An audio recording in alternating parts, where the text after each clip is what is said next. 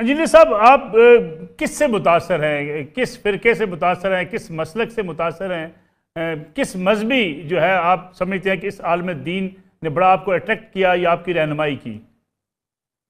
जी, मैं सबसे ज्यादा मुतासिर हूँ उस अल्लाह से कि जिसने मुझे पैदा किया और मुझे रसूलुल्लाह सल्लल्लाहु अलैहि वसल्लम का उम्मती बनाया, और उसके बाद उस शख्सियत से कि जिसकी कब्र मदीने में है सल्लल्लाहु अलैहि वसल्लम, जिन्होंने हज्जतुल वदा के मौका पर मेरे लिए कुरान और सुन्नत छोड़े, बाबे नहीं छोड़े, बुजुर्ग नहीं छोड़े।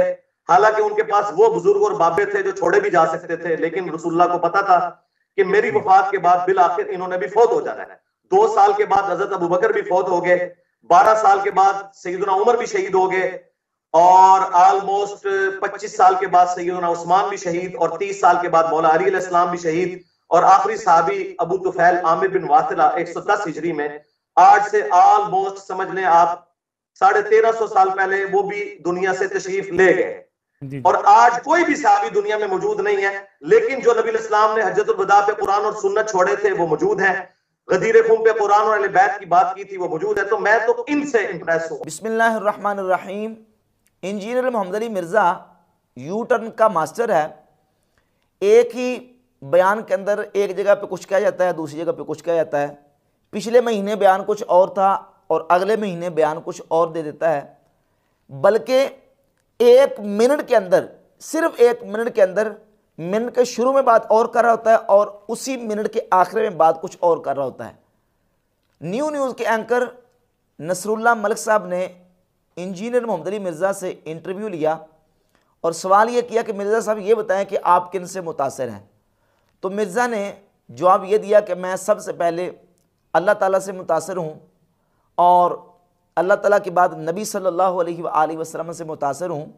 नबी सल्लल्लाहु अलैहि वसल्लम से मुतासिर हूँ जिन्होंने हमारे लिए हज्जतुल वदा के मौके पे कुरान और सुन्नत को छोड़ा है। नबी सल्लल्लाहु अलैहि वसल्लम ने कुरान और बाबों को नहीं छोड़ा, अपनी उम्मत के लिए नबी अलैहिस्सलातु वस्सलाम ने कुरान और सुन्नत को छोड़ा। हालांकि नबी अलैहिस्सलातु वस्सलाम के पास कहता है ऐसे बाबे थे जिनको छोड़ा भी जा सकता था, यानी सहाबा किराम हुजूर के पास मौजूद थे जिनको छोड़ा जा सकता था, लेकिन नबी अलैहिस्सलातु वस्सलाम ने उनको नहीं छोड़ा क्योंकि उन्होंने भी फौत हो जाना था। ये एक बयान है कि सहाबा को इसलिए नहीं छोड़ा कि क्योंकि सहाबा ने फौत हो जाना था, इसलिए नबी अलैहिस्सलातु वस्सलाम ने कुरान और सुन्नत को छोड़ा हज्जतुल वदा के मौका पर। और फिर इसी गुफ्तगू को चलाते हुए आखिर में ये कह दिया कि नबी सल्लल्लाहु अलैहि वसल्लम ने हज्जतुल वदा के मौके पे कुरान और सुन्नत को छोड़ा और नबी अलैहिस्सलातु वस्सलाम ने गदीर खुम के मौका पर कुरान और अहले बैत को छोड़ा। तो कुरान और सुन्नत भी मौजूद हैं और कुरान और अहले बैत भी मौजूद हैं। अब देखिए कि सहाबा को तो इसलिए नहीं छोड़ा क्योंकि सहाबा ने फौत हो जाना था, इसलिए उम्मत के लिए नबी अलैहिस्सलाम ने कुरान और सुन्नत को छोड़ा। जिन्होंने हज्जतुल वदा के मौका पर मेरे लिए कुरान और सुन्नत छोड़े, बाबे नहीं छोड़े, बुजुर्ग नहीं छोड़े। हालांकि उनके पास वो बुजुर्ग और बाबे थे जो छोड़े भी जा सकते थे, लेकिन रसूलुल्लाह को पता था कि मेरी वफात के बाद बिल आखिर इन्होंने भी फौत हो जाना है। और मिनट के आखिर में ये कह रहा है कि चूंकि सहाबा ने कहता फौत हो जाना था इसलिए उनको नहीं छोड़ा, कुरान और अहले बैत को छोड़ा। कुरान भी मौजूद है और अहले बैत भी मौजूद है, लेकिन जो नबी इस्लाम ने हज्जतुल वदा पे कुरान और सुन्नत छोड़े थे वो मौजूद हैं। गदीर खुम पे कुरान और अहले बैत की बात की थी, वो मौजूद है। तो अहले बैत मौजूद है, इससे क्या मुराद है? यानी अहले बैत से मुराद सैयदना मौला अली, इमाम हसन मुज्तबा, इमाम हुसैन शहीद करबला और सैयदा फातिमा ज़हरा रज़ियल्लाहु ताला अन्हुम अजमाइन जो मुबारक हस्तियाँ हैं, इनसे अहले बैत से ये लोग मुराद हैं। तो क्या कहना चाहते हो कि सहाबा ने फौत हो जाना था, अहले बैत ने फौत नहीं होना था? या सहाबा तो फौत हो गए और अहले बैत फौत नहीं हुए? नबी अलैहिस्सलातु वस्सलाम ने सहाबा को इसलिए नहीं छोड़ा कि उन्हें फौत हो जाना था और चूंकि वो मौजूद नहीं है। तो अहले बैत मौजूद हैं, क्या मतलब वो फौत नहीं हुए, उनका विसाल नहीं हुआ, और उनको इसलिए क्या छोड़ा गया कि उन्होंने फौत नहीं होना था? देख रहे किस तरह की अजीब मंतिक चला के बात घुमा के जो ना उसने एंकर साहब को चक्कर देने की कोशिश की है। और जहां तक बात इसने ये की है कि नबी अलैहिस्सलातु वस्सलाम ने कुरान और अहले बैत को छोड़ा है, तो नबी करीम अलैहिस्सलातु वस्सलाम ने कुरान और अहले बैत को भी छोड़ा है और सहाबा को भी छोड़ा है। 3 खुतबात हैं रसूलुल्लाह सल्लल्लाहु अलैहि वसल्लम के। एक खुतबा हज्जतुल वदा जो कि मिर्ज़ा जलमी पेश करता है अल मुस्तदरक अल सहीहैन से, और इसी अल-मुस्तदरक में हदीस मौजूद है जो कि जामे तिरमिज़ी के अंदर और सुनन इब्न माजा के अंदर 97 नंबर हदीस है। नबी पाक सल्लल्लाहु अलैहि वसल्लम ने अपने सहाबा के बारे में फरमाया, इख्तदू बिल्लदैन मिन बादी अबी बकर व उमर, मेरे बाद तुम दो शख्सों की पैरवी करना, अबू बकर की पैरवी करना और उमर की पैरवी करना। और यह हदीस सही है।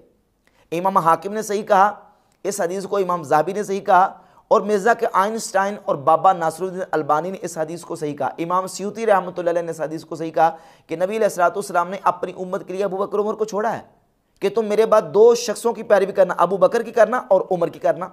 हज्जतुल वदा के मौके पर आप अलैहिस्सलाम ने किताब और सुन्नत, कुरान और सुन्नत को छोड़ा।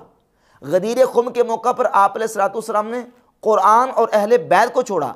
और रसूलुल्लाह सल्लल्लाहु अलैहि वसल्लम ने मकाम जाबिया पर एक खुतबा दिया। जामे तिरमिज़ी के अंदर 2165 नंबर हदीस है और यह सही हदीस है।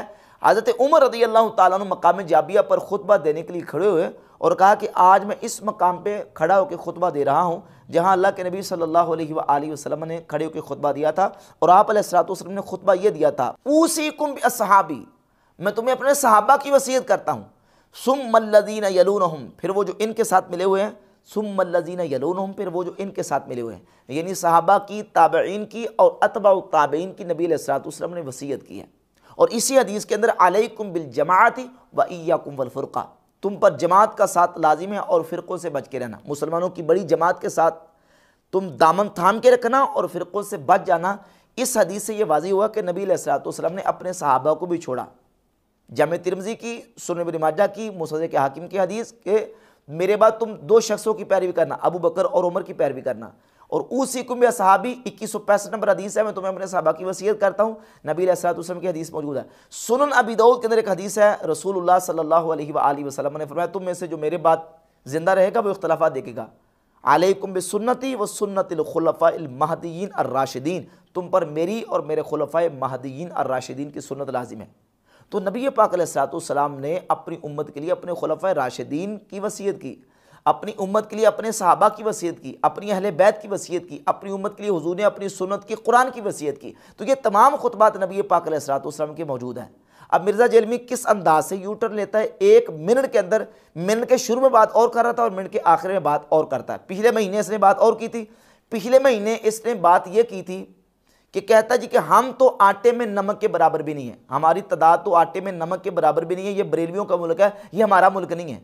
और यहाँ तक कहा कि यहाँ कौन से मुसलमान हैं, यहाँ को मुसलमान हो तो इस्लामी निज़ाम नाफिज करे ना, यहाँ तो बरेलवी रहते हैं।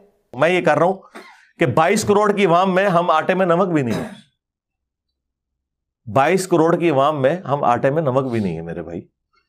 ये मुल्क हमारा मुल्क नहीं है, ये बरेलवियों का मुल्क है। हाँ, सीधी सी बात है। और इनके मुकाबले में हम तो आटे में नमक के बराबर नहीं, ये पिछले महीने का बयान है। और अभी नया बयान ये दिया है, कहता है कि मेरे स्टूडेंट्स की तादाद इनके तमाम फिरकों से ज्यादा हो चुकी है। बात यह कि ये जो एक्टिविटी परफॉर्म हुई है ना, इसको अगर मैं खुद कानून हाथ में लेता खुदा ना खास्ता तो मेरे लिए कोई मसला नहीं था। आपको पता है पाकिस्तान में फिरकों की और जमातों की तादाद उतनी ज्यादा नहीं है जितने ज्यादा मेरे स्टूडेंट्स हैं, और सारे के सारे यंग जनरेशन।